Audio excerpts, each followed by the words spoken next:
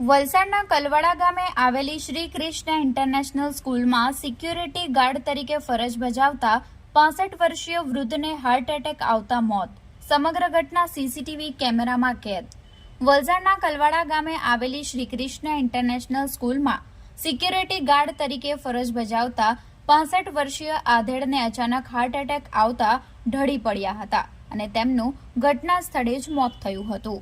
જોકે આ સમગ્ર ઘટના સ્કૂલમાં લાગેલા સીસીટીવી કેમેરામાં કેદ થઈ હતી.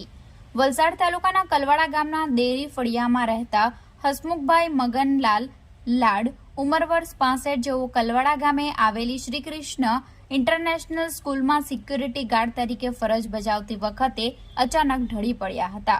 હસમુખભાઈને હાર્ટ એટેક આવતા તેમનું મોત થયું હતું. હસમુખભાઈ લાડ અચાનક ઢળી પડવાની સમગ્ર ઘટના સીસીટીવી કેમેરામાં કેદ થઈ ગઈ હતી.